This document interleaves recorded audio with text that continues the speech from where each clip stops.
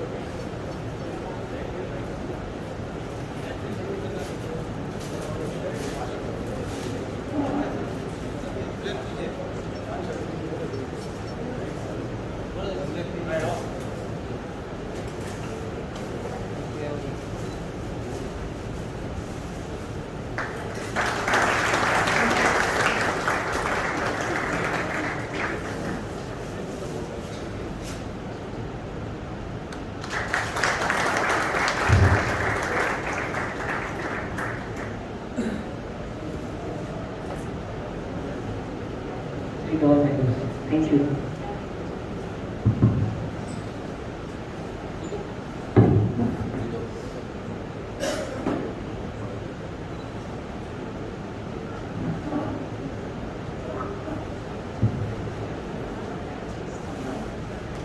Thank you મનીષભાઈ. એટલો બધો પરિચયની જરૂર નથી, પણ તોય બહુ સુંદર રીતે પરિચય આપવા બદલ. આજે શ્રી વિસા ઓસવાળ જૈન ગુર્જર જ્ઞાતિ યુવક મંડળ દ્વારા એક સુંદર મજાનું સેમિનાર અને સવારે કેમ્પનું આયોજન કરવામાં આવ્યું અને આ કેમ્પ અને સેમિનારમાં મને સહભાગી થવાનો મોકો મળ્યો એ બદલ હું ખરેખર એમનો આભારી છું કે આટલું સરસ સેમિનાર અને કેમ્પમાં મને મોકો મળ્યો. મોનિલભાઈ ઘણા વખતથી કહેતા હતા, થોડુંક મારે પણ ઘણું લેટ થઈ ગયું, જે ઘણા એ ફોલોઅપ લેતા હતા કે તમે હવે ગોઠવો તોય ઘણું લેટ થઈ ગયું, પણ સરસ રીતે ગોઠવાયું એ બદલ હું એમનો અને યુવક મંડળનો ખૂબ આભાર માનું છું. આજે આપણે મેઇન વાત કરીએ છીએ કે હૃદયરોગને કેવી રીતે અટકાવીએ, એના કયા પગલાં હોય, કેમ હૃદયરોગ થાય છે એ બાબતે થોડીક હું વાત કરીશ. નેક્સ્ટ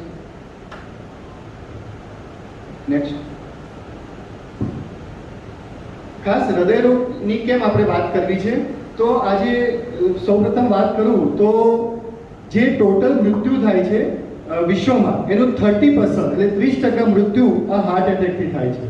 એટલે હાર્ટ એટેક એ નંબર 1 છે મૃત્યુ માટે, એટલે નંબર 1 કિલર છે. અને ખાસ કરીને નેક્સ્ટ યુવા વર્ગમાં, એટલે મારે ખાસ યાદ કરવી છે કે જે યુવાનોમાં એટલે કે 40 વર્ષથી ઓછી ઉંમરના જે લોકો છે એમાં પણ 50% મૃત્યુ હાર્ટ એટેકથી થાય છે. એટલે યુવાનોમાં આજે હાર્ટ એટેક જે રીતે વધી રહ્યું છે, એટલે એના માટે સવારે અમારું મુખ્ય આયોજન એ જ હતું કે આપણે યુવાનોમાં કેવી રીતે હાર્ટ એટેકને અટકાવી શકીએ. આજે એઝ અ કાર્ડિયોલોજિસ્ટ હું જોઉં છું કે 20 વર્ષ, 30 વર્ષ, 40 વર્ષની ઉંમરના કેટલા લોકોને ડેઇલી હાર્ટ એટેક આવે છે, કેટલાનું ડેથ થાય છે, કેટલાને સ્ટેન્ટ મૂકવું પડે છે, કેટલાને બાયપાસ કરાવવું પડે છે નાની ઉંમરમાં. તો આ એક ખૂબ જ ચિંતનીય બાબત છે અને એ બાબતે આપણે ધ્યાન દોરવું ખરેખર જરૂરી છે. કારણ કે આપણે પહેલાં માનતા હતા કે 50 વર્ષથી ઉંમરના લોકોને જ હાર્ટ એટેક આવે, પણ એનાથી આજે ઉલટું થઈ ગયું છે. એટલા બધા હાર્ટ એટેક નાની ઉંમરમાં જોવા મળે છે. તો એ તરફ આપણે ધ્યાન આપવું જરૂરી છે. આપણા યુવા ધનને કઈ રીતે આપણે બચાવી શકીએ, તો એ માટે ખાસ મારે આજે વાત કરવી છે. નેક્સ્ટ, તો એક હાઇપરટેન્શન, ડાયાબિટીસ અને હાર્ટ ડિઝીઝ આ એક નંબર 1 કિલર છે, ખાસ કરી ગુજરાતીમાં. ગુજરાતી પોપ્યુલેશનમાં આજે આ 3 ત્રિકોણ એટલે કે ડાયાબિટીસ, બ્લડ પ્રેશર અને હાર્ટ એટેક એ મુખ્ય જવાબદાર છે. ગુજરાતીઓમાં કેમ એવું છે, તો ગુજરાતીઓની જે નળી હોય છે, આ હાર્ટ એટેક એટલે શું કે જે હૃદયને પોતાને 3 નળી સપ્લાય કરતી હોય, હૃદયને લોહી પૂરું પાડતી નળી હોય, જેને વેસલ કહીએ અમે, એવી 3 નળીઓ હોય કે જે હૃદયને લોહી પૂરું પાડે. અને એ નળીમાં જો કોઈ કોલેસ્ટ્રોલ કે કંઈ પણ કેમિકલ ચીપકી જાય તો નળી બ્લોક થઈ જાય, અને નળી બ્લોક થઈ જાય એટલે હાર્ટ એટેક આવી જાય. તો આ ગુજરાતીઓની જે નળી હોય છે એ 5-6 વર્ષ જલ્દી બહુ નુકસાનકારક થઈ શકે છે, બીકોઝ ઓફ આપણી ફૂડ હેબિટ, એટલે કે આપણી જે ગુજરાતીઓની ડાયટ હેબિટ છે એનું ડિટેલમાં વાત કરીશ. સેડન્ટરી પ્રોફેશન એટલે કે બેઠાનું જીવન છે, અને સ્ટ્રેસ છે. એટલે આ 3 મેઇન કારણોથી આજે આ હાર્ટ એટેક વધારે પ્રમાણમાં જોવા મળે છે. નેક્સ્ટ,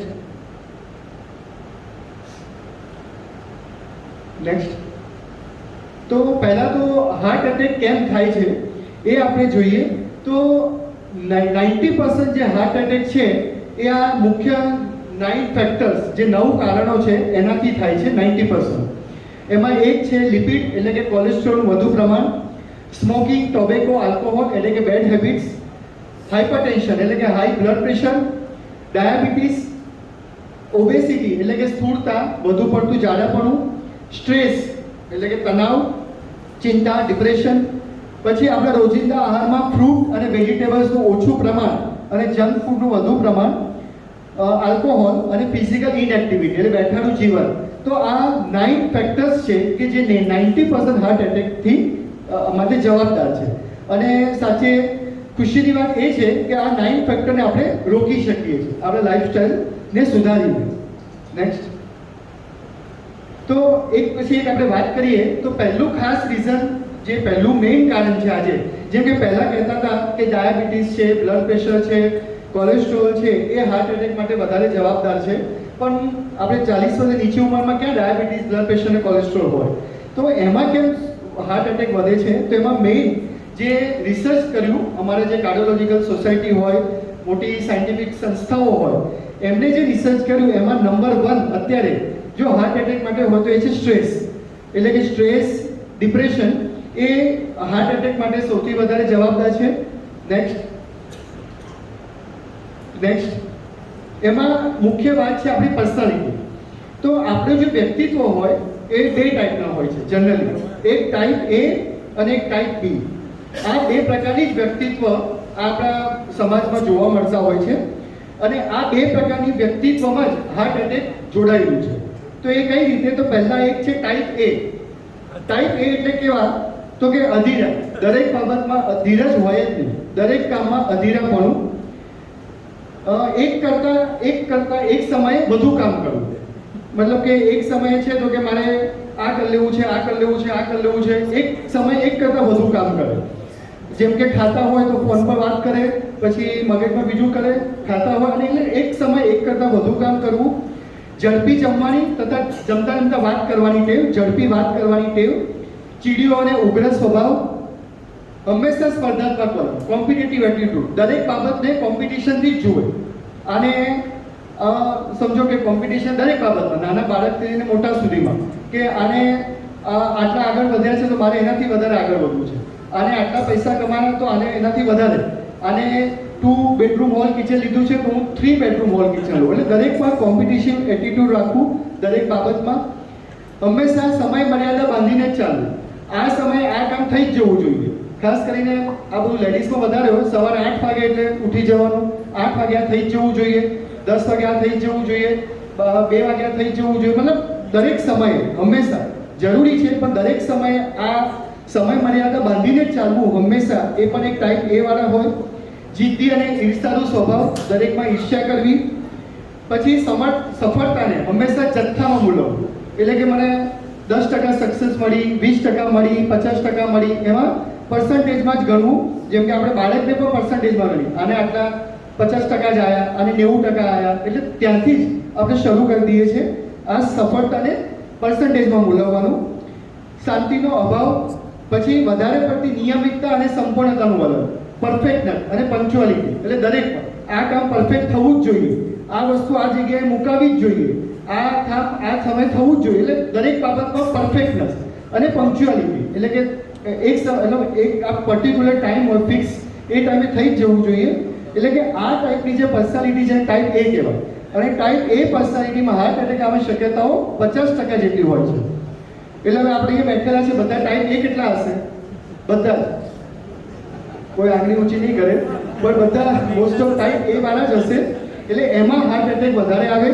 અને ટાઈપ બી એટલે કેવા હોય તો કે ધીરજ, દરેક બાબતમાં ધીરજતાથી કામ કરવું, એક સમય એક જ કામ કરવું, કે એક સમય એક જ કામ, ફોન પર વાત તો ફોન પર વાત જ, પછી ઓફિસમાં એક કામ કરવું તો એક જ કામ કરવું, શાંતિથી જમવાની અને વાત કરવાની ટેવ, શાંત સ્વભાવ, જરૂર પડે તો સ્પર્ધાત્મક વલણ, એટલે કોમ્પિટિશન એટીટ્યુડ રાખવો જ જોઈએ, પણ જરૂર પડે ત્યારે જ, જેમાં જરૂરી છે એવા સમયે, સમય મર્યાદા વગર શાંતિથી કામ કરવું.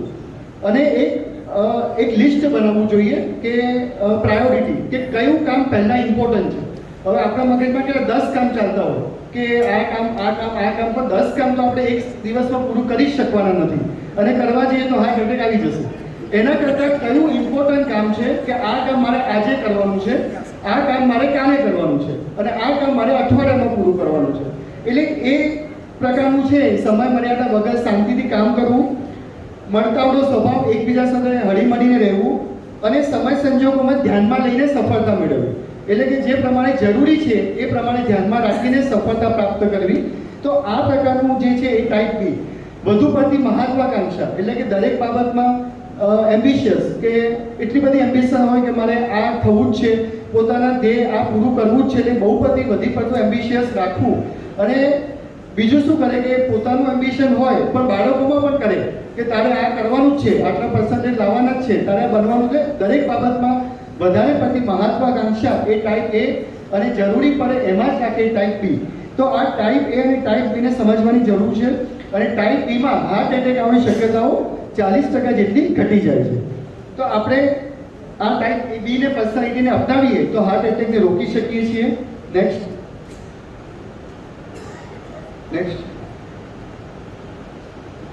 તો આ સ્ટ્રેસ, એટલે સ્ટ્રેસ એ જ ઇમ્પોર્ટન્ટ કારણ છે. નાના બાળકથી લઈને મોટા સુધી દરેકને સ્ટ્રેસ હોય છે. અને સ્ટ્રેસના લીધે શું થાય છે કે જ્યારે આપણે સ્ટ્રેસમાં હોઈએ, એટલે કે ટેન્શનમાં હોઈએ, ચિંતામાં હોઈએ કે ડિપ્રેશનમાં હોઈએ, ત્યારે એવા કેમિકલ આપણા બોડીમાં ઉત્પન્ન થાય છે કે જે હૃદયની નળીમાં ડાયરેક્ટ ચીપકી જાય છે. અને હૃદયની નળીમાં ચીપકી જવાથી તરત જ હૃદયની નાડી ચોકઅપ થઈ જાય છે, અને હાર્ટને બ્લડ મળતું નથી, અને હાર્ટ એટેક આવવાની શક્યતાઓ વધી જાય છે. તો સ્ટ્રેસને મેનેજ કરવું જરૂરી છે. કઈ રીતે આપણે સ્ટ્રેસને મેનેજ કરવું જોઈએ? તો ઓલવેઝ બી હેપી અને એન્જોય ઈચ મોમેન્ટ. આપણે દરેક ક્ષણને માણવી જોઈએ અને હેપી એટલે ખુશીથી માણવી જોઈએ. આપણે જે ડેઇલી એક્ટિવિટી હોય એમાંથી થોડોક સમય આપણે પોતાના માટે ફાળવવો જોઈએ. જેમ કે બાળકોને આપણે જોઈએ તો સ્કૂલ હોય એમાં થોડોક સમય વેકેશન હોય, તો આપણે પણ આપણા કાર્યમાંથી થોડોક સમય વેકેશન લેવું જોઈએ, અને જરૂરી હોય એ જ સમયે કામ કરવું જોઈએ. પછી એવું એન્વાયરમેન્ટ ક્રિએટ કરવું જોઈએ ફેમિલીમાં અને આપણા મિત્રોમાં કે જેનાથી સ્ટ્રેસ હળવું થાય. પોઝિટિવ કંપની, ઘણીવાર કંપની જેવી હોય કે નેગેટિવ જ વાત કર્યા કરે, તો એ કંપનીથી દૂર રહેવું જોઈએ. પોઝિટિવ કંપનીને આપણે અપનાવવી જોઈએ. પોતાની જે હોબી હોય, સોશિયલ એક્ટિવિટીઝ હોય, એમાં આપણે ટાઈમ ફેરવવો જોઈએ. જેમ કે આજે દરેકને આપણે વાત કરીએ, દરેક પોતપોતાના કામમાં બિઝી હોય છે, પણ પોતાની એક હેબિટ એટલે હોબી, એવો શોખ હોય છે કે જે આપણે પૂરા દિવસમાં 24 કલાકમાં એ આપણો જે શોખ છે દરેકનો અલગ અલગ હોય. કોઈને ગાવાનો શોખ હોય, કોઈને ડાન્સ કરવાનો શોખ હોય, કોઈને કવિતાનો શોખ હોય, કોઈને સ્પોર્ટ્સનો હોય. તો એ પોતાની જે હોબી છે એના માટે એટલીસ્ટ 15 થી 20 મિનિટ ફાળવવી જોઈએ પોતાના ડેઇલી કામમાંથી. તો એ હોબીને આપણે અગર વિકસાવશું તો પણ હાર્ટ એટેકને રોકી શકશું. એકબીજાની ફિલિંગ્સ આપણે શેર કરવી જોઈએ. આજે આપણે પરિવારમાં સાથે રહેતા હોઈએ પણ દરેક જણ એક પોતાના કામમાં બિઝી હોય, એક મોબાઈલમાં વ્યસ્ત હોય, એક ટીવીમાં વ્યસ્ત હોય, પોતપોતાની મતલબ જે પોતાના અંગત વ્યક્તિઓ છે એની સાથે પણ એ વાત નથી કરી શકતા. તો આપણે જે આપણી ફિલિંગ્સ છે એકબીજા સાથે શેર કરવી જોઈએ, જેનાથી પણ આપણે સ્ટ્રેસને હળવું કરી શકીએ છીએ. નેક્સ્ટ, તો એક કામ અને હેપી, ઘણી જગ્યાએ આપણે લાફિંગ ક્લબ ચાલતા હોય છે, તો આપણે દિવસમાં 5 મિનિટ કે 10 મિનિટ આપણે એટલા હસવું જોઈએ કે જેનાથી આપણે સ્ટ્રેસને હળવું કરી શકીએ અને હાર્ટ એટેકને રોકી શકીએ. નેક્સ્ટ, બીજું છે ઊંઘ. ઊંઘનું પણ બહુ ઇમ્પોર્ટન્ટ છે. જો આપણે હાર્ટ એટેકને રોકવું હોય તો એટલીસ્ટ 6 થી 8 કલાક સારી ઊંઘ જરૂરી છે એક સાથે. એવું નહીં કે આપણે બપોરે 1 કલાક સૂયા, પછી વચ્ચે 1 કલાક સૂઈ લીધું અને રાતના પછી 3-4 કલાક. એક સળંગ 6 થી 8 કલાકની અગર આપણે સાઉન્ડ સ્લીપ લઈએ છીએ તો પણ હાર્ટ એટેકને આપણે રોકી શકીએ છીએ. આ બધી હું વાત સાયન્ટિફિકલી કરું છું કે જે સાયન્સે પુરવાર કર્યું છે. જે આગળ મેં વાત કરી એ પ્રમાણે આપણે આપણા વર્કને પ્રાયોરિટી પ્રમાણે જે ઇમ્પોર્ટન્ટ છે એને મેનેજ એ રીતે કરવું જોઈએ. દરેક કામ બધા લોકો એક સાથે નથી જ કરી શકવાના, એટલે જે પ્રાયોરિટી જેટલી આપણી ક્ષમતા છે એ પ્રમાણે કરવું જોઈએ. દરેકને બીજાને અનુલક્ષીને કે બીજાનું જોઈને એનું કોમ્પિટિશન પ્રમાણે આપણે ન કરવું જોઈએ. તો ઇમ્પોર્ટન્ટ છે. ડેલી રિલેક્સેશન એક્સરસાઇઝ જે હોય, યોગા, મેડિટેશન, એવું 20 મિનિટ કરવું જોઈએ. અધ્યાત્મને એટલે કે સ્પિરિચ્યુઅલ લાઈફને આપણે અપનાવવી જોઈએ, બેલેન્સ લાઈફને આપણે અપનાવવી જોઈએ અને આપણા જે ઓવર એમ્બિશન્સ ઇમોશન્સ છે એને આપણે કંટ્રોલ કરવું જોઈએ. તો આપણે હાર્ટ એટેકને રોકી શકીએ છીએ. નેક્સ્ટ, એટલે આપણે બેલેન્સ કરવાનું છે પોતાના ફેમિલી, ફ્યુચર, કેરિયર બધા સાથે મળીને બેલેન્સને જો આપણે અપનાવીએ, બેલેન્સ કરીએ લાઈફને, તો હાર્ટ એટેકને રોકી શકીએ. નેક્સ્ટ, એટલે સિમ્પલ અમે વાત કરીએ છીએ, હું બહુ જનરલ કે રૂલ ઓફ 20 ને આપણે અપનાવવું જોઈએ. રૂલ ઓફ 20 એ કહ્યું તો કે પર ડે એટલે દિવસ જે 24 કલાકનું હોય એમાં 20 મિનિટ એવી એક્સરસાઇઝ કરવી જોઈએ જેનાથી આપણું બોડી, આપણા મસલ મજબૂત રહે. એક્સરસાઇઝ એમાં સાયકલિંગ, વોકિંગ, સ્વિમિંગ, કોઈ પણ જાતની એક્સરસાઇઝ હોઈ શકે. 20 મિનિટ યોગા અને મેડિટેશન, થોડુંક યોગિક ક્રિયાઓ, યોગા અને meditation, deep breathing exercise 20 minute અને 20 મિનિટ્સ જે પોતાને મનને ગમે એવી પ્રવૃત્તિઓ, મનોરંજન પ્રવૃત્તિઓ એવી કરવી જોઈએ, પોતાને શોખ હોય એ પ્રકારની. તો 20 રૂલ્સને અપનાવીએ. Rule of 20 minute exercise, 20 minute yoga meditation અને 20 મિનિટ એન્ટરટેનમેન્ટ, તો આપણે હાર્ટ એટેકને અટકાવી શકીએ છીએ. તો રૂલ ઓફ 20 ને આપણે અપનાવવું જોઈએ. નેક્સ્ટ, તો આ આપણે સ્ટ્રેસ મેનેજમેન્ટની વાત કરી. નેક્સ્ટ છે ફિઝિકલ એક્ટિવિટી. આપણે ડે ટુ ડે લાઈફમાં આજકાલ જોઈએ તો બેઠાનું જીવનનું પ્રમાણ વધી ગયું છે, એક્સરસાઇઝનો અભાવ છે, દરેકને પાસે ટાઈમ નથી એક્સરસાઇઝનો.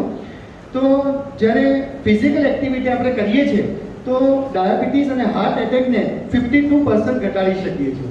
એટલે કે ડેઇલી એક્સરસાઇઝથી આપણે હાર્ટ એટેકને રોકી શકીએ છીએ. નેક્સ્ટ, તો કયા પ્રમાણમાં ફિઝિકલ એક્ટિવિટી ઇમ્પોર્ટન્ટ છે? તો મેં હમણાં વાત કરી એ પ્રમાણે વોકિંગ. હવે વોકિંગ પણ બહુ ઇમ્પોર્ટન્ટ છે. કઈ રીતે વોકિંગ કરવું એ પણ ઇમ્પોર્ટન્ટ છે. આપણે શું કરીએ છીએ?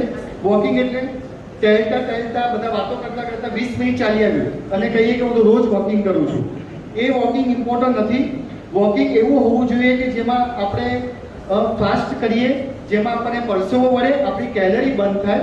તો એ ટાઈપની જે વોકિંગ છે, ફાસ્ટ વોકિંગ અથવા તો સાયકલિંગ કરવું જોઈએ 20 મિનિટ, અથવા તો સ્વિમિંગ, અથવા તો એવી એરોબિક એક્સરસાઇઝ જીમમાં આવે છે, ટ્રેડમિલ એક્સરસાઇઝ આવે, પટ્ટા પર ચાલવાની, જોગિંગ છે, ઇવન ડાન્સ. તમે 20 મિનિટ જો તમને ડાન્સનો શોખ હોય અને સરસ ડાન્સ કરો તો એમાં પણ એક સરસ એક્ટિવિટી થઈ શકે.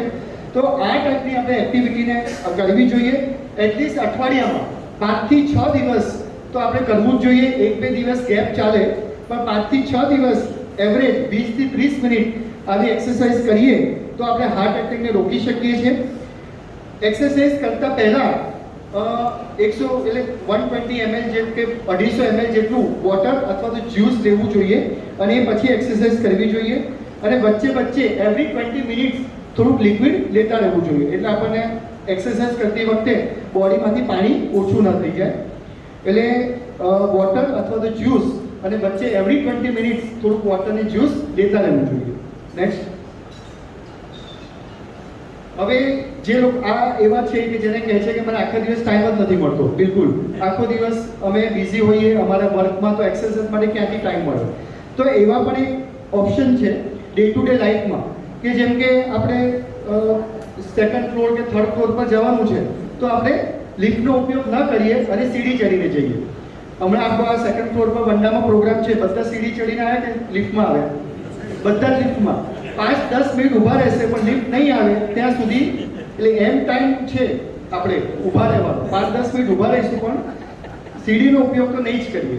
એટલે એવી આપણી આદત છે. એટલે આપણે જે એક આ બહાનું છે કે આપણી પાસે ટાઈમ નથી, પણ આવું એક ઉપયોગ પણ આપણે કરી શકીએ. આપણી ઓફિસ 3જા માળે 4થા માળે હોય તો આપણે સીડી ચડીને જઈએ તો પણ એટલે ઉલટાનું લિફ્ટ કરતા સીડીમાં તમે જલ્દી પહોંચી જશો. જોજો, એક વખત કરી જોજો.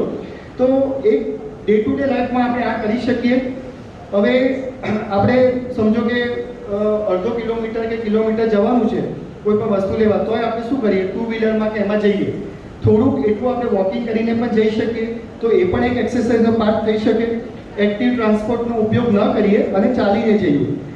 ખાસ કરીને બાળકોમાં ક્લાસરૂમ એક્ટિવિટી, સ્પોર્ટ્સ એક્ટિવિટી જે છે આઉટડોર, એને આપણે પ્રોત્સાહન આપવું જોઈએ.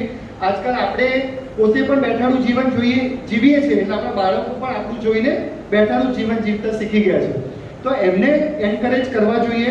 20 મિનિટ કે અડધો કલાક કે એવી સ્પોર્ટ્સ બહાર રમે, ઇન્ડોર ગેમ સિવાય આઉટડોર એક્ટિવિટી કરે. સ્પોર્ટ્સને આપણે પ્રોત્સાહન આપવું જોઈએ. ઇવન આપણે પણ જે સ્પોર્ટ્સ એક્ટિવિટી હોય એને એટલું બધું પ્રોત્સાહન આપવું જોઈએ. સ્પોર્ટ્સ દ્વારા પણ આપણે એક એક્સરસાઇઝને આપણે પોતાના જીવનમાં ઉતારી શકીએ છીએ. જે અત્યારે અને ઘણા વખતથી નરેન્દ્ર મોદીનો જે અભિયાન ચાલે છે, સ્વચ્છતા અભિયાન, તો એને પણ આપણે એક એક્ટિવિટી તરીકે લઈ શકીએ. ઘરમાં હવે આપણે કંઈક સાફ સફાઈ કરવી છે તો આપણે પોતે જ કરી નાખીએ, તો એ પણ એક એક્ટિવિટી થઈ શકે.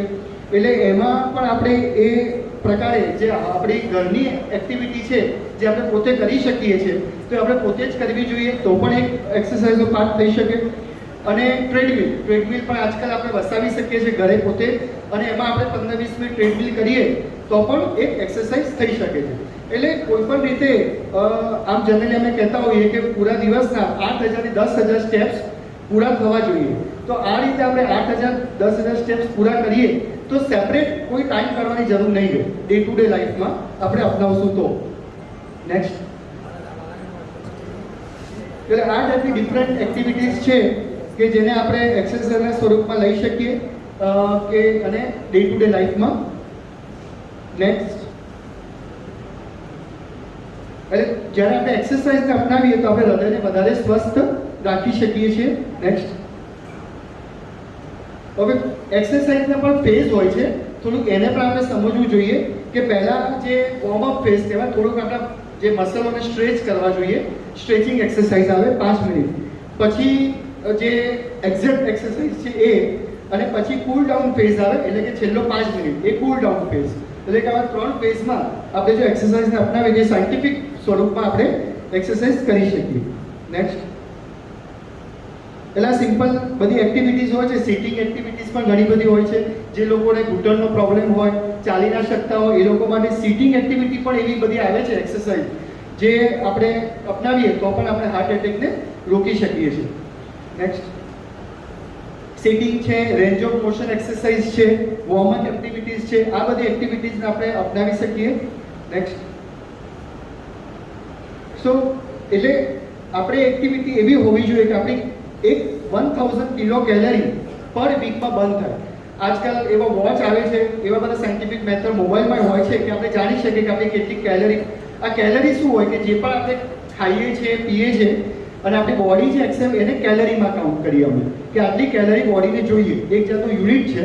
તો જ્યારે તમે કેલરી બર્ન કરો તો જ તમને બેનિફિટ મળે હાર્ટને. તો 1000 કિલો કેલરી બર્ન થવી જોઈએ, એટલે કે 10,000 સ્ટેપ્સ ચાલીએ તો આપણે આ ટાર્ગેટને અચીવ કરી શકીએ. નેક્સ્ટ, યોગા અને મેડિટેશન. જેમ આપણે ફિઝિકલ એક્ટિવિટી આપણા બોડી માટે અને મસલ માટે જરૂરી છે, એમ યોગા અને મેડિટેશન આપણા મેન્ટલ હેલ્થ માટે જરૂરી છે. કારણ કે મેન્ટલ હેલ્થ અને સ્ટ્રેસ દ્વારા મેં કીધું એ પ્રમાણે હાર્ટ એટેક વધે છે. તો હાર્વર્ડ યુનિવર્સિટી કે જે વિશ્વની એક સારી એવી યુનિવર્સિટી છે, જેને પોતાના રિસર્ચમાં એવું કીધું કે યોગા અને મેડિટેશન તમે અગર 15 કે 20 મિનિટ કરો તો પણ હાર્ટ એટેકને 50% રોકી શકો છો.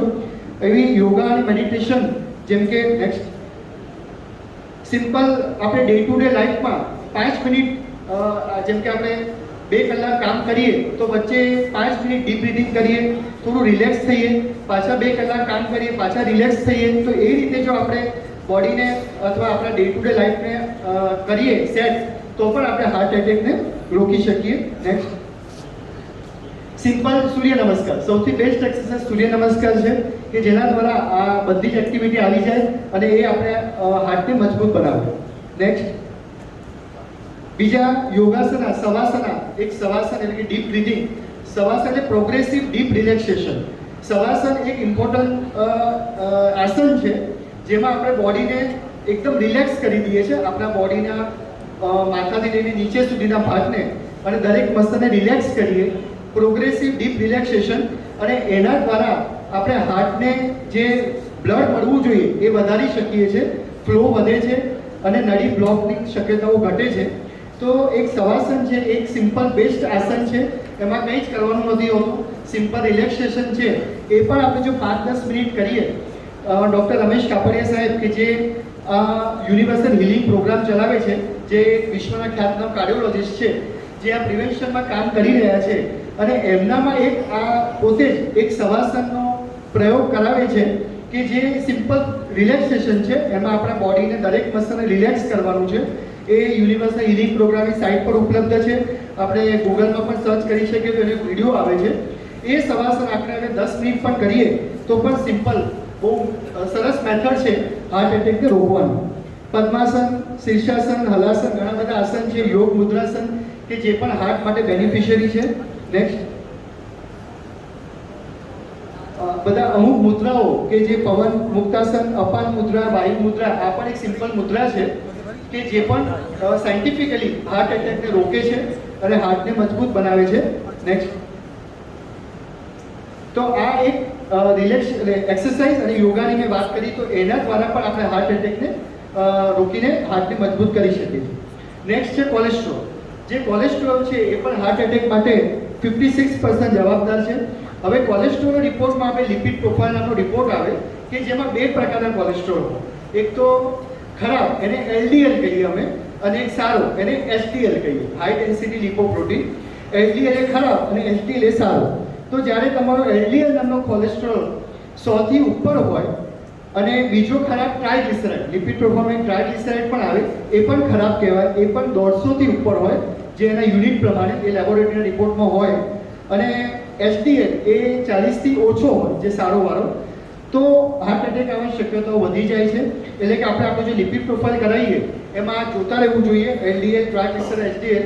આજે અમે જે બધા 200 જેટલા ટેસ્ટ કર્યા આ યુવક મંડળે, અને એમાં આ જે ક્રાઇટેરિયા હતા કે જેમાં LDL વધારે હોય અને ટ્રાયગ્લિસરાઇડ વધારે હોય, એ લોકોને અમે સ્ક્રીન કર્યા અને એમાં જેની જરૂરી હોય એને અમે માર્ગદર્શન આપ્યું. એટલે કે આ કોલેસ્ટ્રોલ વધારે આવે એ જાતનું કોઈ બીમારી નથી. આજે બધા એવું વિચારે કે 200 જણા રિપોર્ટો કરાયા, જે 50 જણા આવ્યા જેને થોડા ઘણા પ્રોબ્લેમ, એ એવું વિચારે કે અમને તો આ બીમારી લાગુ પડી ગઈ, અમે તો હવે હાર્ટ એટેક આવશે, એવું નથી હોતું. એ એક જાતનો એક સાવધાનીરૂપ સ્ટેપ છે કે જેને આપણે પહેલેથી આઈડેન્ટિફાઈ કરી શકીએ, અને જો આપણે LDLને અટકાવીએ તો હાર્ટ એટેક આવવાની શક્યતાઓ પણ ઘટાડી શકીએ. એટલે કે આવા પ્રિવેન્ટિવ જે હેલ્થ ચેકઅપ હોય એનાથી ગભરાવાની જરૂર નથી હોતું. દરેક લોકો બ્લડ ટેસ્ટ કરાવવા તૈયાર નથી હોતા, ખાસ કરીને યુવા વર્ગના, પણ એવું જનરલી નથી હોતું. આપણે અગર આઈડેન્ટિફાઈ પહેલેથી કરીએ કે આ છે તો આપણે એને રોકી શકીએ. એવું નથી કે આપણે આવશે તો દવા ચાલુ થઈ જશે અથવા તો આગળ ટેસ્ટ કરવા પડશે, એન્જિયોગ્રાફી આવશે, એવું નથી હોતું. પણ આપણે એવું આપણી લાઈફસ્ટાઈલને ચેન્જ કરીને આપણે ફ્યુચરમાં હાર્ટ એટેકને અટકાવી શકીએ. એટલે આવા જે હેલ્થ ચેકઅપ પ્રિવેન્ટિવના થતા હોય એમાં દરેકે ભાગ લેવો જ જોઈએ. આજે આ જેમ જૈન વિશા ઓસવાળ સમાજે કર્યું છે એવું BBC સમાજ પણ કરે છે, એવા બીજા દરેક જૈન સમાજના બધા લોકો આમાં જોડાય.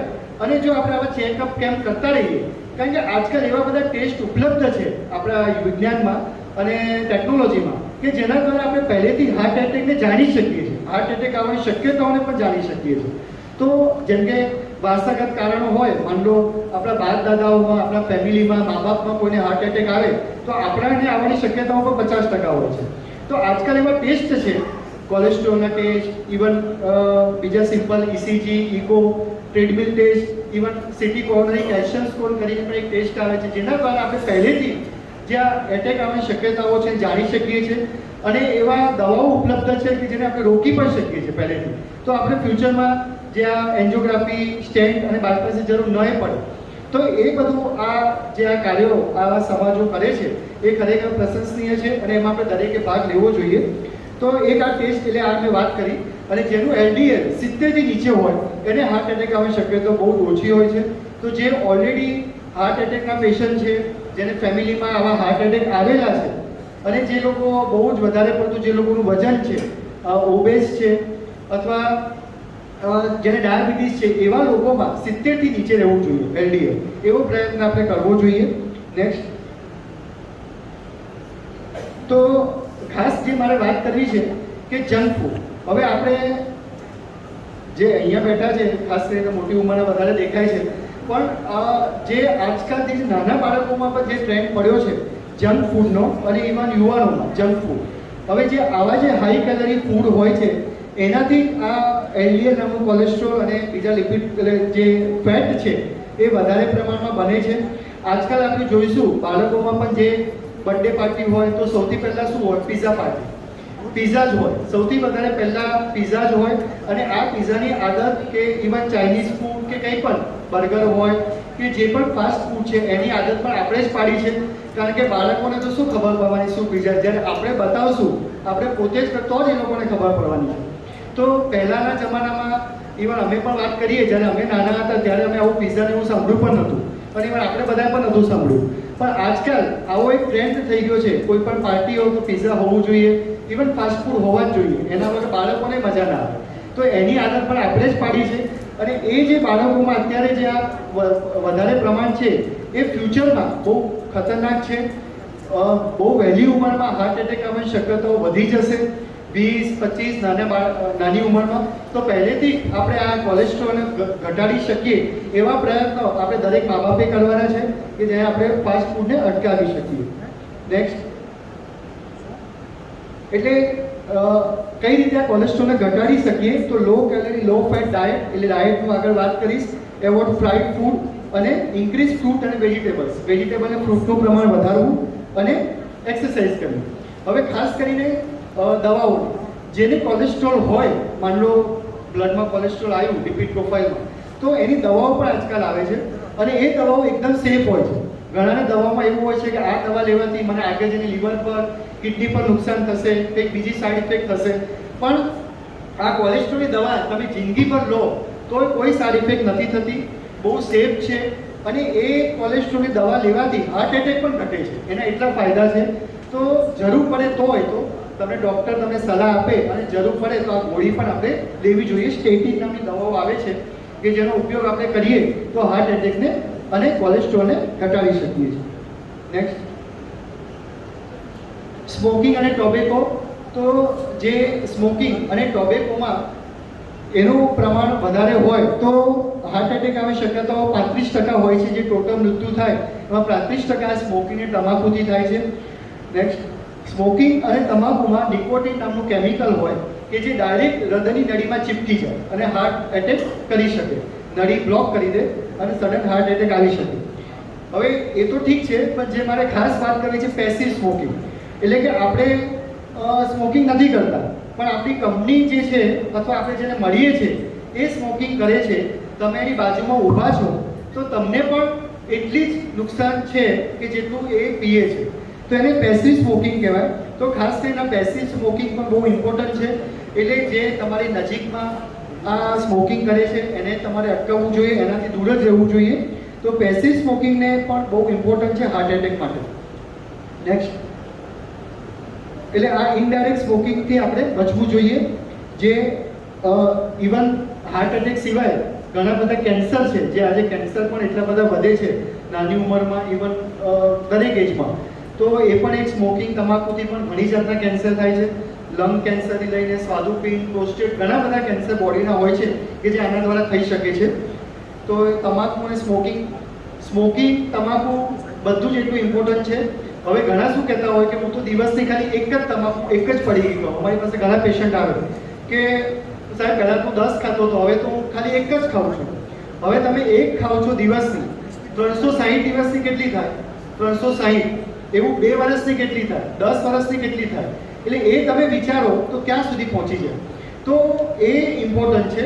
એટલે કે ઝેર તો ઝેર છે, તમે આટલું લો કે આટલું લો, એટલે એ ઇમ્પોર્ટન્ટ નથી. એટલે એક તમાકુ એક પડીકી પણ એટલી જ ખરાબ છે જેટલું 10 પડીકી. એટલે એને તમારે ટોટલી રોકવું, બંધ કરવું પડે. નેક્સ્ટ, એટલે સ્મોકિંગને આપણે અટકાવીએ તો હાર્ટ એટેક, કેન્સરની શક્યતાઓને આપણે ઘણી બધી ઘટાડી શકીએ. નેક્સ્ટ, હવે કઈ રીતે આપણે સ્મોકિંગ તમાકુ છોડવું એ પણ બહુ ઇમ્પોર્ટન્ટ છે. આપણે કહી દઈએ કે છોડી દો, એ એટલું બધું ઇમ્પોર્ટન્ટ નથી હોતું. જે લોકોને વ્યસન હોય, આપણે ગમે એટલું કહીએ તોય, તો એના માટે શું કરવું જોઈએ? તો પહેલાં તો પોતાનું મનોબળ એટલું મજબૂત હોવું જોઈએ તો જ છોડી શકો. જેટલો તમારો વિલ પાવર મજબૂત હશે, જે લોકો કરે છે તો જ છોડી શકશે. એટલે સ્ટ્રોંગ વિલ પાવર હોવું જોઈએ. ફેમિલી મેમ્બરે એને સપોર્ટ આપવો જોઈએ, એને છોડવા માટે મદદ કરવું જોઈએ. આજકાલ એવા સેન્ટર છે જે કાઉન્સેલિંગ સેન્ટર હોય છે કે જે એને મદદ કરે છે.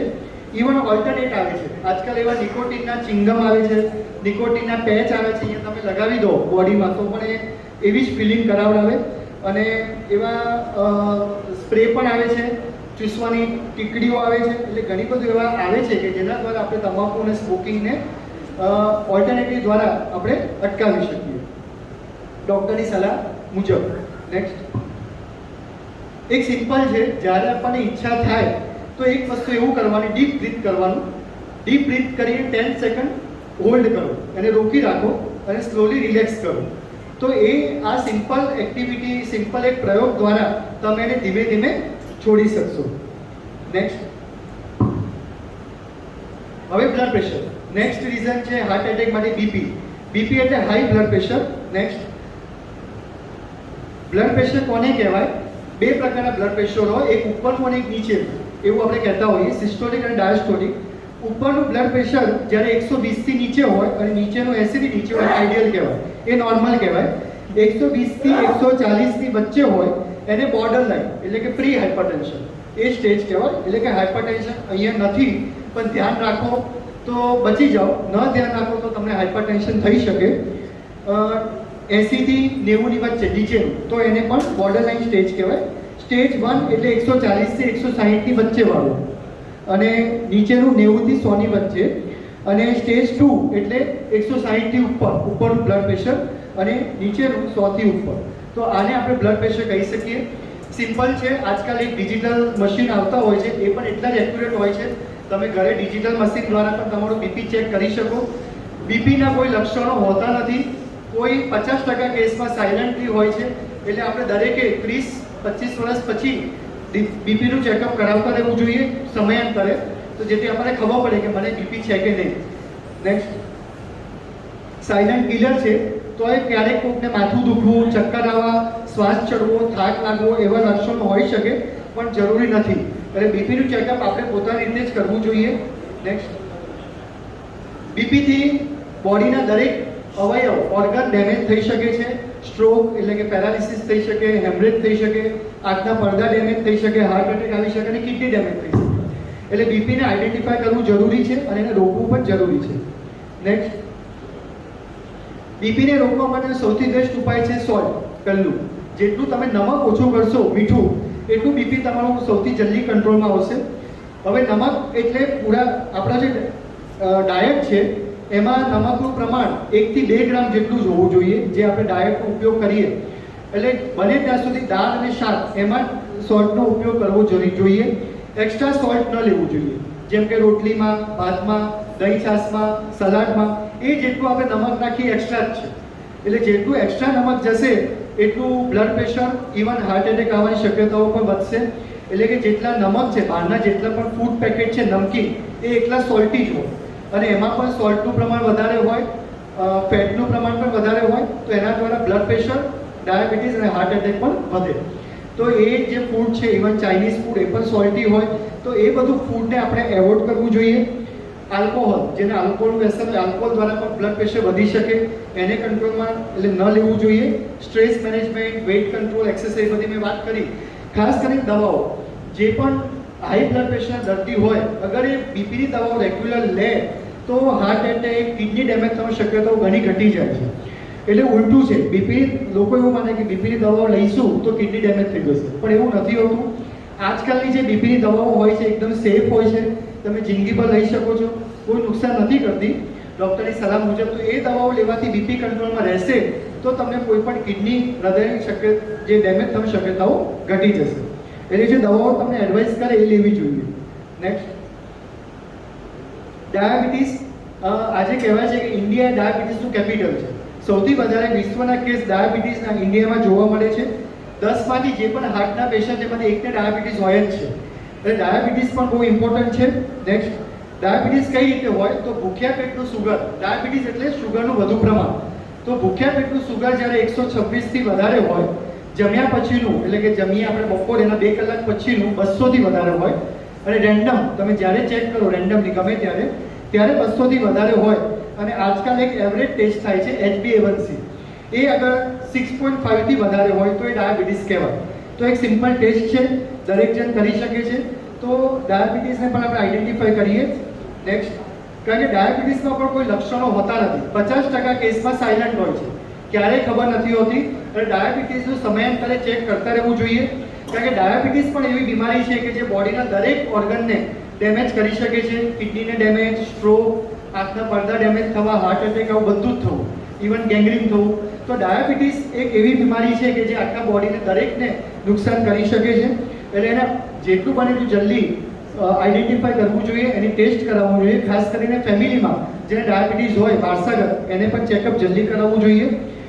બ્લડ શુગરને કંટ્રોલમાં કેવી રીતે રાખવું તો વધુ પડતું ખાંડ અને ચરબીયુક્ત ખોરાક ન લેવો, વજનને કાબૂમાં રાખવું, અને નિયમિત જે દવાઓ આપે છે ડૉક્ટરો એને લેવી, તો પણ આપણે ડાયાબિટીસને કંટ્રોલમાં રાખી શકીએ. ઇવન ડાયાબિટીસની જે પણ જે દવાઓ છે એ કોઈ નુકસાન કરતી હોતી નથી, એ પણ આપણે ડૉક્ટરના સલાહ મુજબ લેવી જોઈએ.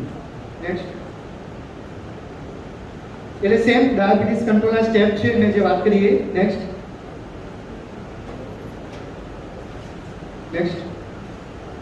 ઓબેસિટી. ખાસ વાત કરવી છે સ્થૂળતા, વજન વધારે હોવું. હવે આ બહુ કોમન છે આજકાલ, જે સ્થૂળતા એટલે કે ઓબેસિટી વધી રહી છે એ 20% હાર્ટ એટેક માટે જવાબદાર છે. હવે એની ક્રાઇટેરિયા શું હોય તો કે વેસ્ટ સરકમફરન્સ, એટલે આપણો કમરનો ઘેરાવો. આપણે મેજર ટેપથી મેજર કરીએ. નેક્સ્ટ, આ રીતે એક કમરનો ઘેરાવો અગર તમે સિમ્પલ મેજર ટેપથી મેજર કરશો, અગર જો 90 સેન્ટીમીટરથી વધારે હોય, સિમ્પલ, તમે ઘરે જઈને પણ પોતાની રીતે કરી શકો. જો એ 90 સેન્ટીમીટરથી વધારે હોય તો તમે ઓબેસ છો એવું કહી શકાય. એટલે અત્યારે પણ તમે બધા જોવા માટે પોતાનું, એટલે આ રીતે ચેક કરો તો ખ્યાલ આવી જ જાય.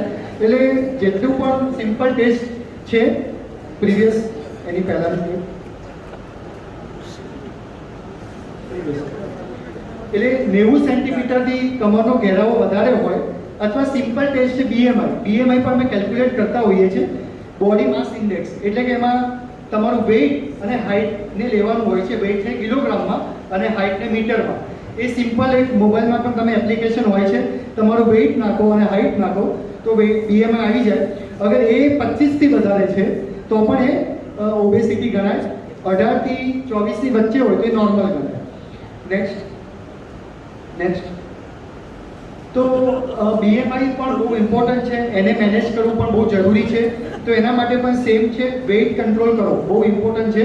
તમારી જે એકચ્યુઅલી કેવું હોય છે કે આપણા જે ગુજરાતી પોપ્યુલેશન બેઠાનું જીવન હોય, એની કેલરી રિક્વાયરમેન્ટ ખાલી 1200થી 1500ની આસપાસ જ હોય છે, જ્યારે આપણે એનાથી 1.5 ગણું લેતા હોઈએ છીએ, અને એટલું આપણે કેલરી બર્ન નથી કરતા હોતા. એટલે એ બહુ ઇમ્પોર્ટન્ટ છે.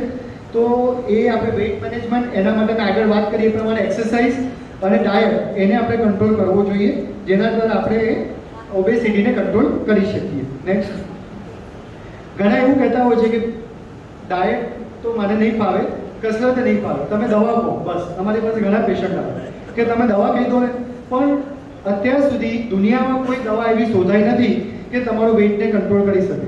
એ તમારે જ મહેનત કરવી પડશે, તમારે ડાયટ ચેન્જ કરવું પડશે, તમારે જ એક્સરસાઇઝ કરવી પડશે. એટલે કોઈ એવું શોર્ટકટ નથી. જે પણ આજકાલ જે ટેમ્પરરી બધા શું કરે, વજન કંટ્રોલ કરવા માટે જીમ જોઈન કરીએ, સિમ્પલ. બીજાને સલાહ પણ આપે, અરે મારું તો આટલું વજન ઘટી ગયું, જીમ જોઈન કરીએ. હવે જીમ જોઈન કરવામાં શું છે, કેવું કરે કે આપણે 3 મહિના, 2 મહિના, 6 મહિના જે પૈસા ભર્યા હોય એટલું આપણે સરસ રીતે કરી આવીએ અને વેઇટ કંટ્રોલ થઈ જાય. એટલે આપણને એટલો સંતોષ થઈ જાય કે મારું વેઇટ તો કંટ્રોલ થઈ ગયું, અને આપણે 10 જણને કહીશું હા મારું તો જો, અને આપણે બતાવશું. હવે એ બહુ ખતરનાક છે. તમે સડન તમારું વેઇટ કંટ્રોલ કરો જે હોય એના કરતાં, એ પણ બહુ નુકસાન છે. એના દ્વારા બીજા બધી બીમારીઓ પણ થઈ શકે. એટલે કે એક કંટ્રોલ ફેઝમાં, એટલે ધીમે ધીમે વેઇટ કંટ્રોલ કરવું પડે, સડન ન કરાય. અને બીજું કેવું કે આપણે કરીએ ખરા, પછી એને મેન્ટેન ના કરીએ. માનો જીમ તમે કેટલું જવાનું, 3 મહિના 6 મહિના પૈસા ભર્યા છે એટલે જઈશું, પછી શું? તો એને મેન્ટેન કરવું બહુ ઇમ્પોર્ટન્ટ છે. અને મેન્ટેન થશે ફક્ત ડાયટ અને આપણી લાઈફ ડેઇલી એક્સરસાઇઝથી. એટલે વેઇટ કંટ્રોલ એ એટલું બધું ઇઝી નથી. એને તમારે બહુ ડૉક્ટરની સલાહ પ્રમાણે અને વ્યવસ્થિત રીતે કરવું જોઈએ.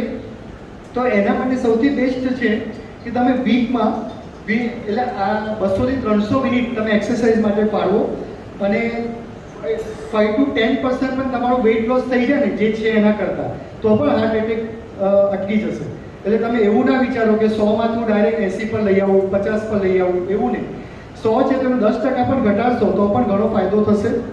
નેક્સ્ટ, એટલે એના માટે સૌથી બેસ્ટ છે ડાયટ. હવે જે ડાયટની માં ખાસ વાત કરું તો આપણી ડાયટની એક પ્લેટ હોય, આપણે દરેક પ્લેટમાં જમતા હોઈએ. તો હવે પ્લેટ કેવી હોવી જોઈએ, તો જે આ પ્રમાણે બતાવ્યું છે એ પ્રમાણે. તો સૌથી ઇમ્પોર્ટન્ટ જે કલર બતાવ્યા છે એમાં સૌથી વધારે પ્લેટમાં શું છે, ગ્રીન કલર. એટલે ગ્રીન કલર એટલે જેટલા પણ ફ્રૂટ, વેજીટેબલ્સ અને ફાઈબર છે એ બધા હોવા જોઈએ.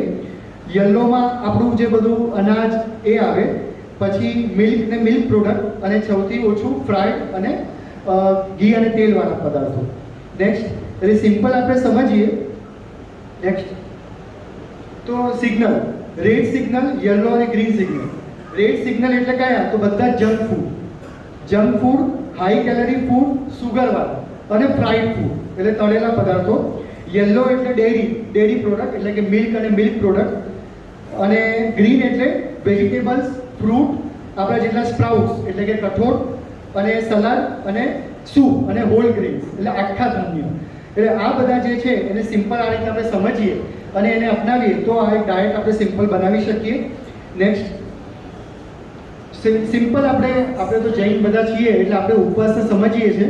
આજે સાયન્સે પણ કીધું છે કે જેમાં તમે ફાસ્ટિંગ હેબિટ્સ, જો ઉપવાસની જે આ પદ્ધતિ છે એને અપનાવો, એમાં એવું કહે છે વીકમાં કે 15 દિવસે એક ઉપવાસ તમે કરો તો પણ એ બહુ આપણા હાર્ટ માટે અને આપણા બોડી માટે બહુ ફાયદાકારક છે. બીજું કેવું હોવું જોઈએ, તો જે આપણું આખી દિવસની ચર્યા છે એટલે દિવસના જે ટાઈમ ટેબલ છે એમાં એક ફૂડનું પણ એક ટાઈમ ટેબલ મેનેજમેન્ટ હોવું જોઈએ. કે એમાં કેવું હોવું જોઈએ કે આપણા ફૂડમાં કેવું હોય કે સવારે પણ આપણે હેવી લઈએ, નાસ્તામાં પણ, બપોરે પણ જમવામાં રોટલી, શાક, દાળ ભાત બધું, અને સાંજે પણ ભાખરી, શાક, ખીચડી બધું, એટલે હેવી. એવું ન હોવું જોઈએ. સિમ્પલ કેવું હોય કે સવારે બ્રેકફાસ્ટ થોડોક હેવી હોય, બપોરનું જમવાનું એનાથી મીડિયમ, અને સાંજે એકદમ લાઇટ એટલે સિમ્પલ ફ્રૂટ, વેજીટેબલ, સિમ્પલ એક આઈટમ, એવું જ હોવું જોઈએ. એટલે કે આ રીતે આપણે કરવું જોઈએ. અને જનરલી અમે શું કહેતા હોઈએ કે એક સાથે પેટ ભરીને નહીં જમવાનું. આપણે જનરલી કેવું કરીએ, સવારે નાસ્તો કરીએ કે ડાયરેક્ટ બપોરે 2-3 વાગે જમે એકદમ પેટ ભરીને, અને રાતના 9-10 વાગે. પણ એવું ન હોવું જોઈએ. આપણે આપણી હેબિટમાં 2 થી 3 કલાકની વચ્ચે કંઈક એક આઈટમ થોડીક લેતા રહેવું જોઈએ. એક સાથે પેટ ભરીને ન જમવું જોઈએ. તો આપણે એને ડિવાઈડ કરીને ફૂડ હેબિટ્સને થોડીક ચેન્જ કરી શકીએ. જનરલી અમે એવું કોઈ સ્કીપ ન કરવું જોઈએ મીલ. કોઈક એવું કે હું તો નાસ્તો કરતો જ રહી, ડાયરેક્ટ જમવાનું, એવું ન હોવું જોઈએ. વચ્ચે સ્કીપ ન કરવું જોઈએ જનરલી. નેક્સ્ટ, હવે એમાં રેકોમેન્ડેશનમાં ખાસ આપણે અનાજમાં આપણે વાત કરીએ તો આખા ધાન્ય એનો ઉપયોગ સૌથી વધારે કરવો જોઈએ. જે આજકાલ બધા ધાન્ય આવે છે એ બધા પોલિશ કરેલા, એટલે કે પોલિશ રાઈસ પણ તમે જોશો ચોખા તો એક પણ પોલિશ કરેલા જેટલા પણ મેંદા, વ્હાઇટ ફ્લોર, જેટલું પણ વ્હાઇટ ધાન્ય છે એ બધું હાર્ટ એટેકને બહુ નુકસાન, એટલે હાર્ટને નુકસાન કરે અને હાર્ટ એટેક કરી શકે, ડાયાબિટીસ કરી શકે. એટલે આખા ધાન્યનો ઉપયોગ વધારે કરવો જોઈએ. એમાં બ્રાઉન રાઈસ આવે છે એ તમે ઉપયોગ કરી શકો. ઓટના મીલ આવે છે, બર્લી અને એ ટાઈપના મીલ આવે કે જેનો ઉપયોગ આપણે વધારે કરી શકીએ અને એમાં આપણે એ રીતે અપનાવીએ તો આપણે હાર્ટ એટેકને અટકાવી શકીએ, ડાયાબિટીસને અટકાવી શકીએ. તો આ રીતે જેટલું મેંદાની આઈટમ છે અને જેટલા પોલિશ કરેલી વસ્તુઓ છે એનો ઉપયોગ આપણે ઓછો કરવો જોઈએ. Next, fruit. આખા દિવસમાં જનરલી અમે એક મીડિયમ સાઇઝનું ફ્રૂટ ખાવું જોઈએ આખા દિવસનું, ડેઈલી, અથવા તો 1 કપ ફ્રૂટ આખું કોઈ પણ રીતે. જનરલી જ્યુસ કરતાં આખા ફ્રૂટ સારા. આખા ફ્રૂટમાં ફાઈબર વધારે હોય એટલે જેટલા બનેલા આખા ફ્રૂટનો ઉપયોગ વધારે કરવો જોઈએ. વેજીટેબલ્સમાં 1 કપ કાચા વેજીટેબલ્સ એટલે કે સલાડ, એમાં કાકડી, ટામેટા, કોબીજ, કોઈ પણ જાતનું સલાડ અને હાફ રાંધેલા વેજીટેબલ્સ એનું પ્રમાણ હોવું જોઈએ. ડેરી પ્રોડક્ટમાં જનરલી અમે એવું કહીએ કે મિલ્ક, એ પણ મલાઈ વગરનું, એક દિવસમાં 1 જ કપ હોવું જોઈએ, એનાથી વધારે નહીં. દહીં છાશ 1 કપ લઈ શકો, એ પણ સારું. ચીઝ, બટર એનો ઉપયોગ જે બહુ વધારે પ્રમાણમાં આપણે કરીએ છીએ, દરેકમાં ચીઝ નાખવાનો કે એનો ઉપયોગ, તો એ પણ ખાલી વીકમાં 50 ગ્રામ જેટલું, વીકમાં 50 ગ્રામ જેટલું ચીઝનો ઉપયોગ તમે કરી શકો, એટલું જ કરવું જોઈએ.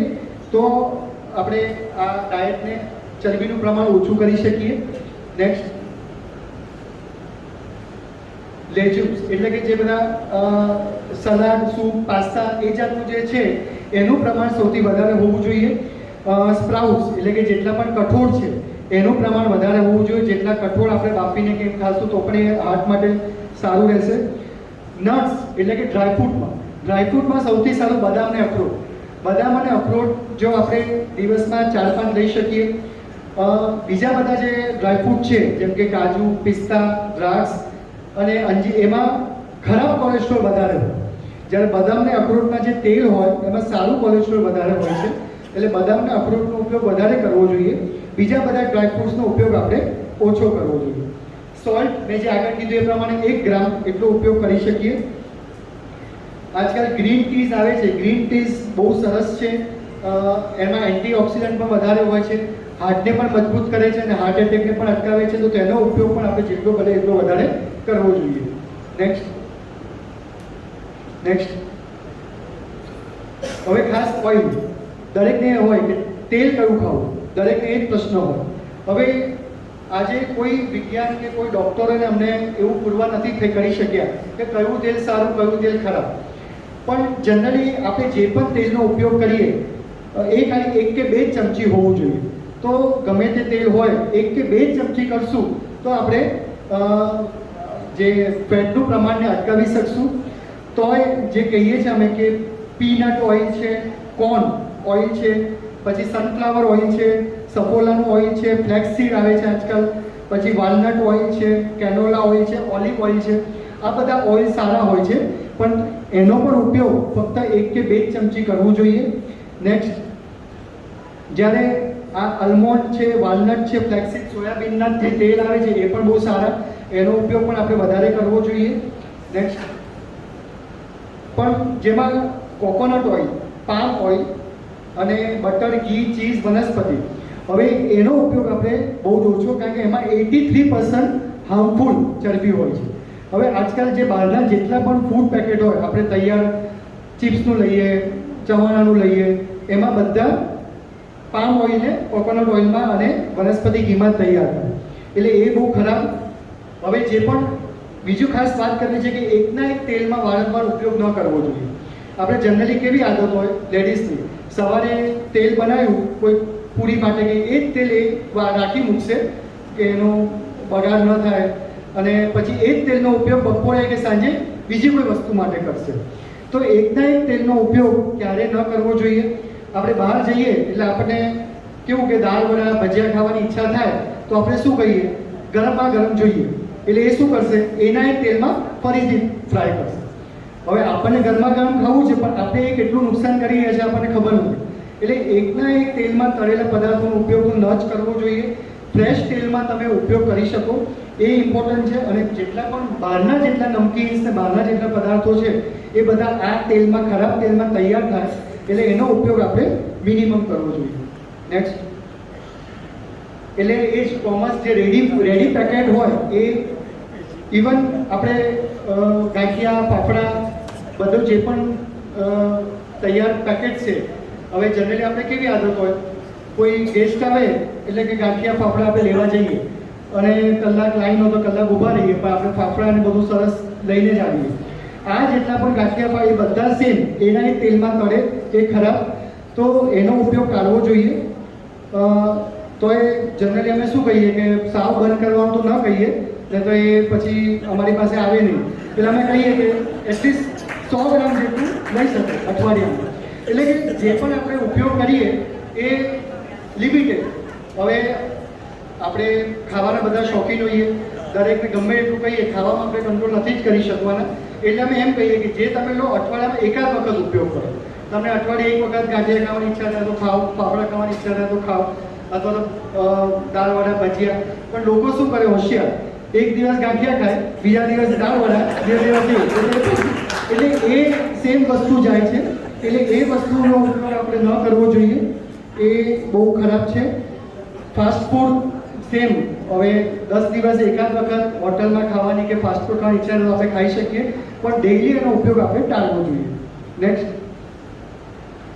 ખાસ કોલ્ડ ડ્રિંક્સ, જેટલા પણ કોલ્ડ ડ્રિંક્સ છે એ હાઈ કેલરીવાળા હોય, એમાં ખરાબ ચરબી વધારે પ્રમાણમાં ઉત્પન્ન થાય. એટલે જેટલા પણ એમાં સુગર વધારે હોય, એટલે જેટલા પણ બેવરેજીસ છે, જેટલા તૈયાર શરબત છે અને કોલ્ડ ડ્રિંક્સ છે, એમાં બહુ જ હાયર લેવલના સુગર હોય છે. એટલે એનો ઉપયોગ ટાળવો જોઈએ.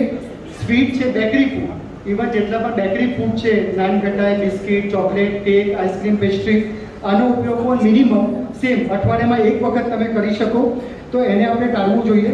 જેમ કે એક સ્લાઇસ કેક છે, માની લો કોઈને કેક ખાવી હોય, સ્મોલ કૂકી ખાવી હોય, તો એ તમે અઠવાડિયામાં એકાદ વખત લઈ શકો. નેક્સ્ટ, એટલે આ રીતે જનરલી ડાયટમાં આપણે ફેરફાર કરીએ તો આ હાર્ટ એટેકને આપણે રોકી શકીએ. ફેટ જે ડિપોઝિટ થાય છે, જનરલી મિકેનિઝમ શું હોય કે આ આપણી નોર્મલ આર્ટરી હોય, આ નોર્મલ છે કે જે હાર્ટને બ્લડ પહોંચાડે છે. પછી ધીમે ધીમે શું થાય, એમાં આ રીતે ચરબી જમા થાય અને એને બ્લોક કરી દે અને હાર્ટ એટેક આવી શકે. તો આ બધા જે મેં વાત કરી એનાથી આવી રીતે હાર્ટ એટેકની મિકેનિઝમ હોય છે. તો આ બધી વસ્તુ આપણે અપનાવીએ સ્ટેપ્સને, તો આપણે હાર્ટ એટેકને રોકી શકીએ. નેક્સ્ટ, એટલે એઝ અ કાર્ડિયોલોજિસ્ટ જનરલી અમે એન્જિયોગ્રાફી, એન્જિયોપ્લાસ્ટી કરતા હોઈએ છીએ, પણ હું તમને એવું કહીશ કે આપણે આ પ્રિવેન્ટિવને અપનાવીએ તો આ તરફ આવવાની જરૂર જ ના પડે. એવું આપણે કરીએ એન્જિયોગ્રાફી, એન્જિયોપ્લાસ્ટી સ્ટેન્ટની, તો આપણે આ પ્રિવેન્ટિવ સ્ટેપને અપનાવીને આવું કરી શકીએ છીએ. કારણ કે આજે અમેરિકન કોલેજ ઓફ કાર્ડિયોલોજી જે છે, યુરોપિયન કોલેજ ઓફ કાર્ડિયોલોજી, એ લોકો બધા હવે એવું કહે છે કે તમે પ્રિવેન્શન કરો છો તો 50% તમે આ સ્ટેન્ટ, બાયપાસને રોકી શકો છો. એટલે એ 90% આપણા માટે આપણા હાથમાં છે, આપણી લાઈફસ્ટાઈલ મુજબ આપણે એને કરી શકીએ છીએ. નેક્સ્ટ, તો prevention is better than cure. તમારા હાર્ટને હંમેશા યંગ રાખો, એ બહુ ઇમ્પોર્ટન્ટ છે. નેક્સ્ટ, એટલે એવા સ્ક્રીનિંગ ટેસ્ટ છે, મેં તમને કીધું એ પ્રમાણે, કે જે આજે અવેલેબલ છે. તો એવા ટેસ્ટ કયા લોકોએ કરાવવા જોઈએ કે જેને સ્ટ્રોંગ ફેમિલી હિસ્ટ્રી હોય, જેને વારસાગત કારણો છે, જેના મમ્મી પપ્પા, બાપ દાદાઓમાં, ભાઈ બહેનોમાં કોઈને હાર્ટ એટેક આવ્યો છે. તો મારું એમને ખરેખર એવું સૂચન છે કે તમે અત્યારથી જાગો, તમારા ટેસ્ટ કરાવો. એમાં કોઈ ગભરાવા જેવું નથી. દરેકને એવું ગભરામણ થાય હું અત્યારથી ટેસ્ટ શું કામ કરાવું, મને બધાને ખબર પડી જશે તો, અને શું કામ હું એવું કરું. પણ એવું નથી હોતું. હવે તમે નહીં કરાવો, તમને હાર્ટ એટેક આવશે, એની દવાઓ ચાલુ કરવી, સ્ટેન્ટ કરવું, બાયપાસ, એ બહુ ડિફિકલ્ટ છે. એના કરતાં પહેલેથી આપણે જાગૃત થઈએ, એવા ટેસ્ટ કરાવીએ તો આપણે હાર્ટ એટેકને રોકી શકીએ. જે લોકોને બીપી છે એ લોકો આ ટેસ્ટ કરાવવો જોઈએ. ઇસીજી છે અવેલેબલ, ઇસીજી દ્વારા સ્ટ્રેસ ટેસ્ટ, એટલે કે એવા ટેસ્ટ આવે છે, ટ્રેડમિલ પટ્ટા પર ચાલીને અમે કાર્ડિયોગ્રામ લઈએ, જેના દ્વારા આપણે હાર્ટ એટેકને જાણી શકીએ. આ સીટી કોરોનરી કેલ્શિયમ સ્કોર કરીને એક નવો ટેસ્ટ આવ્યો છે, બહુ સરસ, કે જે સિમ્પલ જે નળીમાં મેં તમને કીધું એ પ્રમાણે કોલેસ્ટ્રોલ કેટલો ડિપોઝિટ થાય છે એ પહેલેથી આઈડેન્ટિફાઈ કરે છે. આપણે એન્જિયોગ્રાફીમાં આપણે શું કરીએ, બ્લોકેજ આઈડેન્ટિફાઈ કરીએ, અને ત્યારે તો પછી સ્ટેન્ટ, બાયપાસનું આવે, પણ પહેલેથી આપણે આ ટેસ્ટ દ્વારા, એ સિમ્પલ ટેસ્ટ હોય છે, કોઈ તમારે ભૂખ્યા રહેવાની જરૂર નથી. સિમ્પલ એક્સરે છે, એ સીટી સ્કેન મશીન દ્વારા થાય છે, અને એના દ્વારા તમે આ સ્કોર એ લોકો કેલ્ક્યુલેટ કરે, અને 0 હોય તો તમને હાર્ટ એટેક આવવાની શક્યતાઓ નહીવત છે. 10નો સ્કોર હોય તો એના માટે ઉપાયો છે, 100નો હોય તો ઉપાયો છે. એટલે એ આપણે પહેલેથી જાણી શકીએ અને એની દવાઓ આજકાલ અવેલેબલ છે, શોધાઈ છે કે જે ફ્યુચરમાં હાર્ટ એટેક આવતો રોકે. ઇકો ટેસ્ટ દ્વારા આપણે જાણી શકીએ, લિપિડ પ્રોફાઇલ, બ્લડ શુગર, આ બધા મેજરમેન્ટ દ્વારા આપણે હાર્ટ એટેકને આઈડેન્ટિફાઈ પણ કરી શકીએ અને અટકાવી પણ શકીએ. નેક્સ્ટ, જનરલી આવો એક કેલ્ક્યુલેટર છે કે એ કેલ્ક્યુલેટરમાં જનરલી કેવું હોય કે વેલ્યુ નાખવાનું હોય, તમારી એજ, તમારું BMI, તમારું બ્લડ પ્રેશર, તમારું કોલેસ્ટ્રોલ કેટલું બધું નાખો ને તો તમને ફ્યુચરમાં હાર્ટ એટેક કેટલો આવશે ને પર્સન્ટેજ એ લોકો કેલ્ક્યુલેટ કરી આપે. આવું એક એપ આવે છે સ્કોરનો, એ મોબાઈલમાં ડાઉનલોડ કરીને બધું કરી શકીએ તો પણ આપણે એને આઈડેન્ટિફાઈ કરી શકીએ. નેક્સ્ટ, તો આ રીતે આવા સ્ટેપ આપણે અપનાવીએ અને ભુજ સમાજ, કચ્છ સમાજ, આવા જેટલા પણ સમાજ છે એ આવા પ્રિવેન્ટિવ હેલ્થ ચેકઅપમાં ભાગ લે તો આપણે પહેલેથી એને અટકાવીએ અને જે યુવાનોમાં હાર્ટ એટેક થાય છે એને અટકાવીએ. અમે આ પ્રિવેન્ટિવનું કામ જ કરીએ છીએ. અમે છીએ ડૉક્ટર રમેશ કાપડિયા સાહેબ છે, ભુજની એવી ઘણી બધી સંસ્થાઓ છે જે આમાં પ્રિવેન્ટિવમાં કામ કરે છે. દુબઈમાં યોગેશભાઈ જોશી, એ લોકોની સંસ્થાઓ છે. એટલે આ ઘણા બધા પ્રિવેન્ટિવમાં કામ કરવા માટે તૈયાર છે. પણ જ્યારે લોકો જાગૃત થશે, લોકો આમાં તૈયારી બતાવશે તો આપણે બધા ભેગા મળીને હાર્ટ એટેકને રોકી શકશું. એ જ આશા સાથે જય હિન્દ.